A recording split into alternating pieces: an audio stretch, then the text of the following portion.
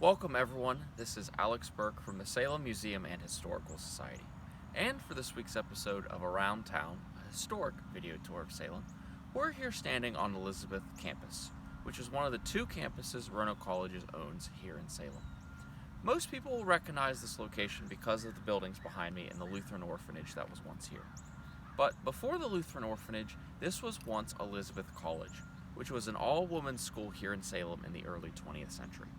Founded in 1912 as Virginia Women's College, this location right here was chosen because of its large, spacious grounds, and it was once the part of Brigadier General Andrew Lewis's Richfield plantation, so it had a rich history. After the main hall was built in 1912, 43 young women enrolled for classes here, and still studied for a couple years until an opportunity presented itself in 1915. Dr. Charles King was the president of Elizabeth College in Charlotte, North Carolina, and he approached the school with hopes of a merger. It appears Elizabeth College in Charlotte was failing, and Dr. King, was a Roanoke College graduate and wanted to come back to Salem. He proposed if the schools would merge, he would give to the merger all of Elizabeth College's faculty, all of their school equipment, their musical instruments, their entire library, and even the school's name, Elizabeth College. It appears this offer was simply too good to refuse, so the two colleges merged and Elizabeth College came to Salem, Virginia in 1915. Over the next few years, Elizabeth College would go on to excel in academics. They would also go on to excel in the performing arts, where their rehearsals are said to be something that many Salem citizens enjoyed attending.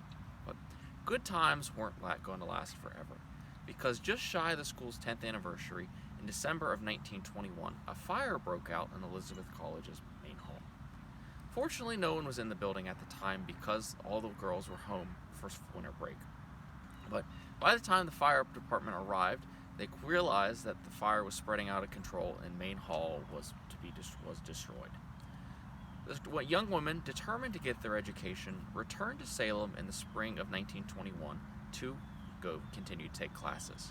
They took classes at Roanoke College and even Salem High School on Broad Street, and were boarded in some private citizens' homes here in Salem. But ultimately, the school's leadership decided to close Elizabeth College forever in March of 1922, ending the school's history. The ground was soon sold to the Lutheran orphanage, where they built most of the buildings behind me. And later, it was also sold to Roanoke College, where it was turned into student housing. So you could say that Elizabeth College went full circle and became a school once again with this location. That's going to conclude it, everyone, for this week's episode.